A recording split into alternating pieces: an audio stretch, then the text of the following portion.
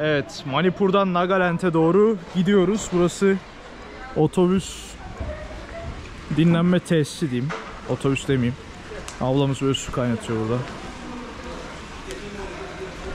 Bu şekilde. İnsanlar takılıyor.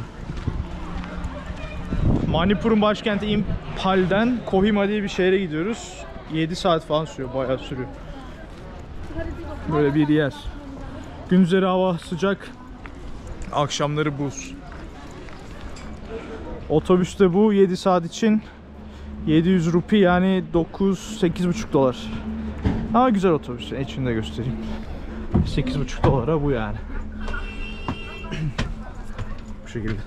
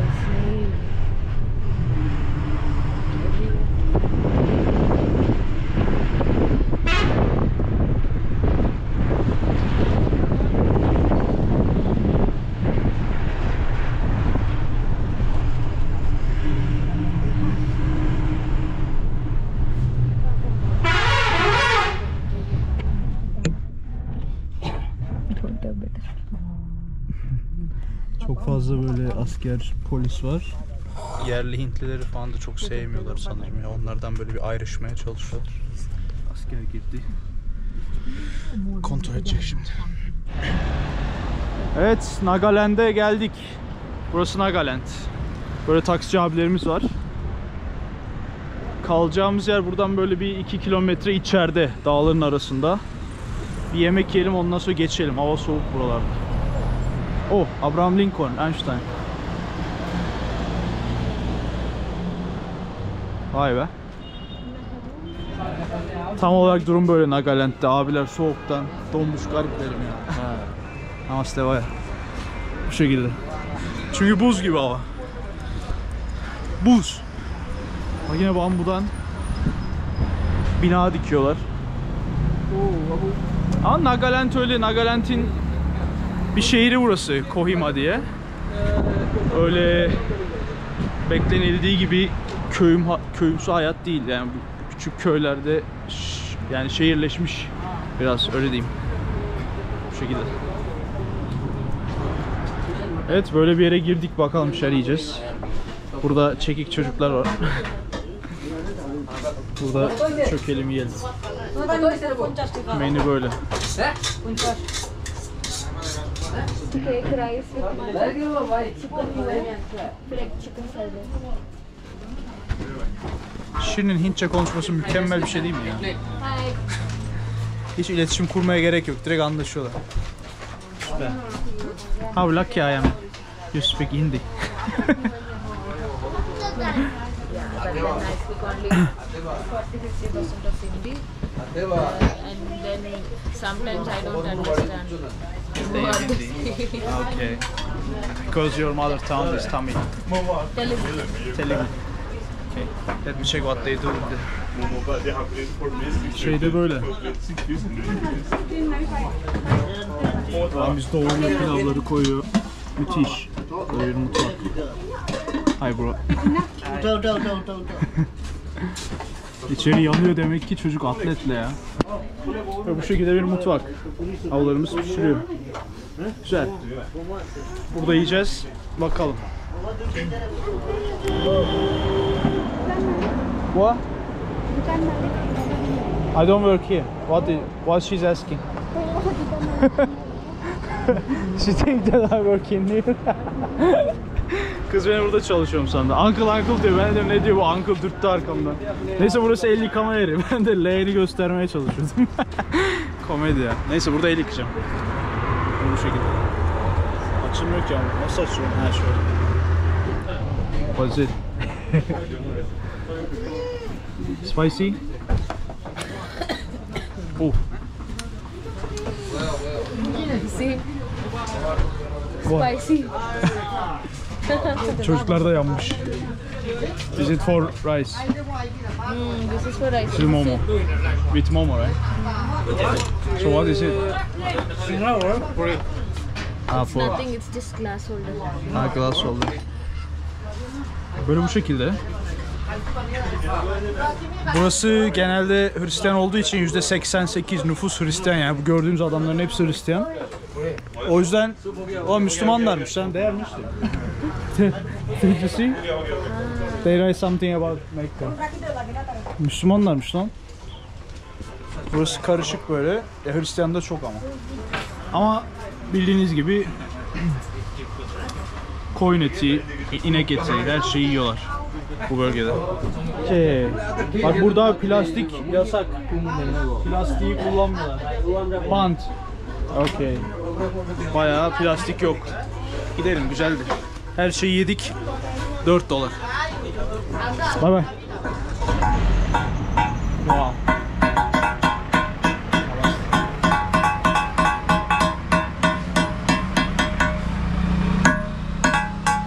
Abilerimiz oynuyor burada. Bunlar mezar taşı. Hristiyanlar için hepsi haçlı. Güzel. Thank you. Burası kaldığımız yer, mahalle. Şöyle karşıda ufak tefek tepeler var. Burası çok dağlık zaten. Şimdi size ilginç bir şey göstereceğim. Tuvalet ve dışarıda paylaşımlı. Bu makine suyu ısıtıyor. Ve elektrikle. Parmağını soktuğun zaman çarpılıyorsun direkt. Öyle bir ısıtıcı. 230 volt falan, direkt yamuluyorsun yani. Şöyle direkt elektrik buradan geliyor. Kontrol için kapatıp makineyi çıkarıp ondan sonra yapman gerekiyor. Çubuk, tahta çubuğu da çıkartman lazım. Birlikte değil onlar. Takılıyor, asılıyor yani. İlginç. Az da böyle parmağımı sokup deneyecektim sıcak mı diye. Sonra dedim herhalde bu elektrikle çalışıyor. Kablo görünüyor. Dedim neyse sokmayayım. Sonra baktım 220 volt, evet. Heykel işler. Doğalgaz yok Hindistan'da. Sadece zenginlerin evinde varmış. Da çamaşır makinesi ilk defa gördüm bir yerde. Normalde böyle bu fırçaları var. Bunlarla çamaşır yıkıyorlar. Bu da herhalde paylaşımlı olduğu için çamaşır, çarşaf falan onları yıkıyor. Buradaki abiler, ablalar. Böyle. Burası Nagaland. Yarın devam. Yes, bot. Burası Nagaların müzesi. eskiden kullandıkları, ne diyeyim, gemicik. Baksana bir şeyler var burada. Bunlar ne ya?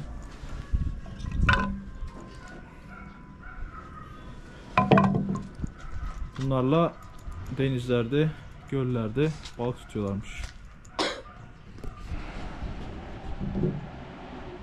Bunlarla avlanıyorlarmış. Böyle ucu sivri. Bu şekilde. Naga Boğaz. Girelim, burası müze. 10 rupiyle giriliyor. Bakalım içeride Nagalara ait neler var. Naga bir abimizin görünüşü bu şekilde. Kıyafeti böyle.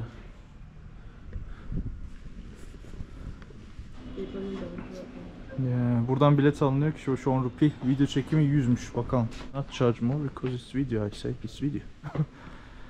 Böyle giriş böyle. Video çekeceğim dedim de adam fotoğraf parası ödedi. Tamam, önemli değil dedi. Bunlar Nagaların kullandığı şallar.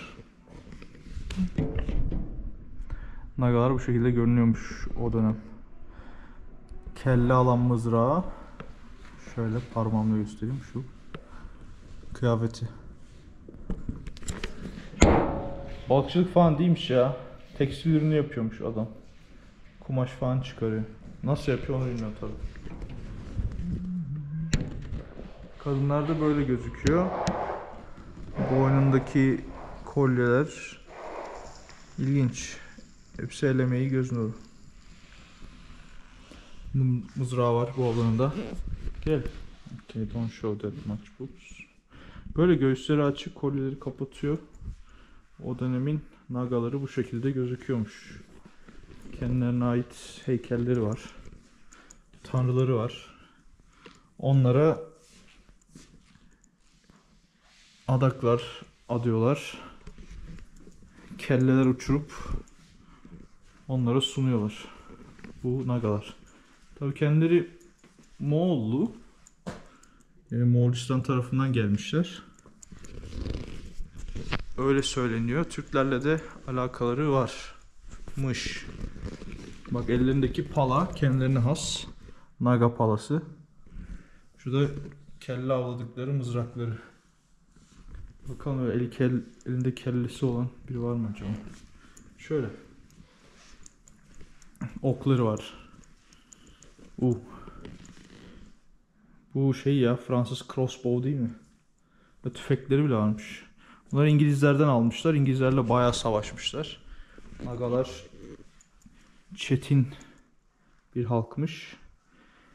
İngilizleri öldürüp silahlarını, kılıçlarını falan almışlar hep o dönem. Bunlar İngilizlere ait. Kalkanları bak, bu bufalo derisi falan sanırım. Aynen. Bunlar deri. Bayağı kabileler ya, böyle mızrak kalkan dolaşıyorlarmış. 1600'lerde, 1500'lerde. Bu da yöresel kıyafetleri. Evet, avladıkları kafalar. Head hunting diyor. Evet, Nagaların pratiklerinden. Yani savaşı kazandıktan sonra kendilerini onurlandırmak için, filmlerde de görmüşsünüzdür. Kızılderililer falan da yaparmış. Kafaları alıp köylerine getiriyorlar. Bakın biz bugün bu kadar insan katlettik gibisinden. Öyle bir şeref bağında bir aktivite. Bunlar da bayağı avladıkları kafalardan. Baksana, bayağı ateşleri var. Silahları var o dönem İngilizlerle savaşırken. Bak, şurada küçük küçük iskelet maymun kafaları, saçlar falan var. Şu saçlar hep gerçek. Görünüş böyle Nagalı abilerimizin.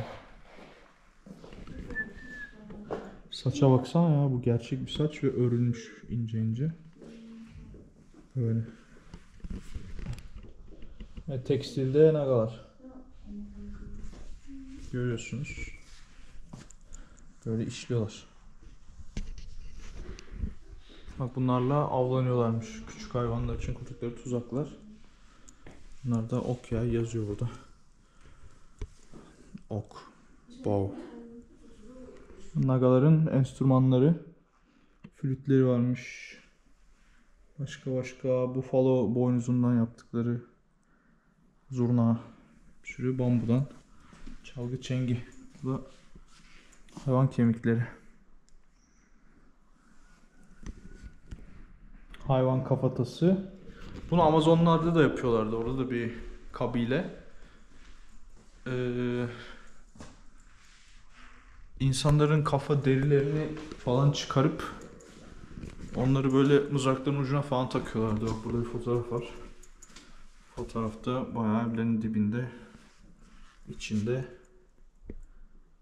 kafataslar var. Kafatası.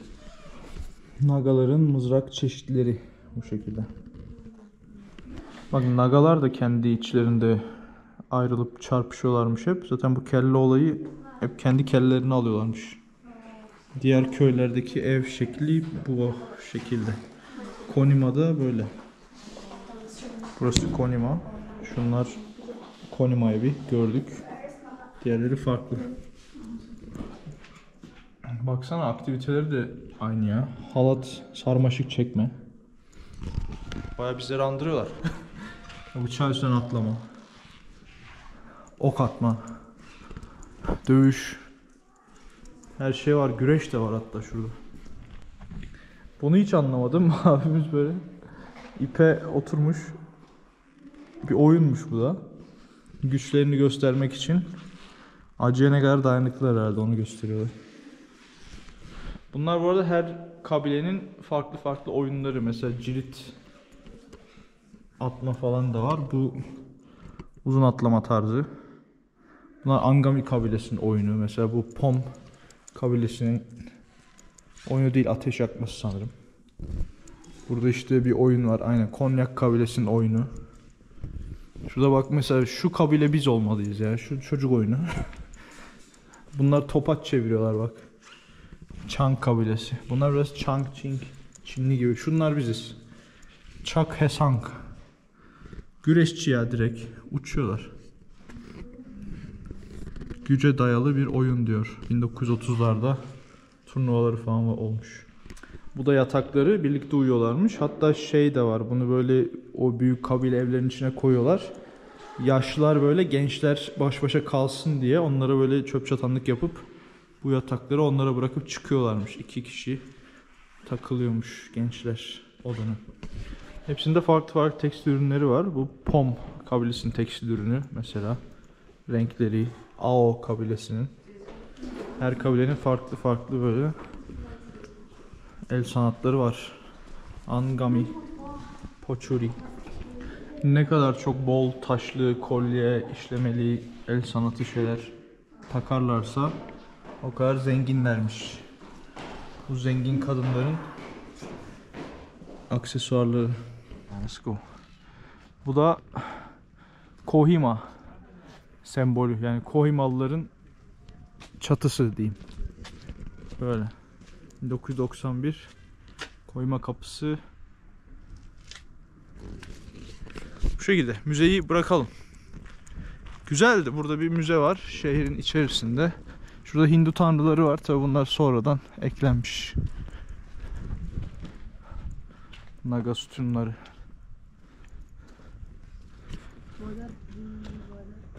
Bu da Mother Tree. Hatta şurada oturdukları konsey falan var ya. Böyle kalın gövdeli, asırlık, hatta binlik ağacın dibinde toplanıp böyle toplantı yapıyorlarmış. Toplantı salonu bu da Nagaların. Güzel, gidelim. What you need? Bu biryani. Şöyle pat diye koyacağım. Burada inek yiyorlar. Bu inek biryanisi. Nasıl yapacağız? Şöyle.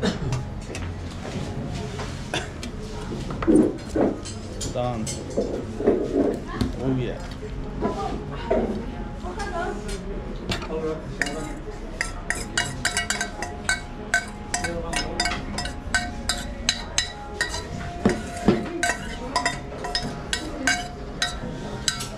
Okay, nice. What was that? I was saying it's lemon I put in my mouth. I was saying it's cucumber I put in my mouth. There one more you can have. Bu da inek bir yani. You wanna taste? Beef. Ooh, what is it? Potato. Potato? Mhm.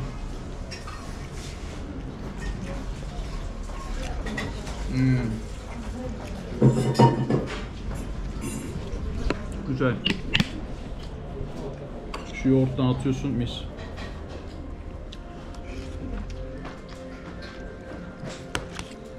Yumurta da var.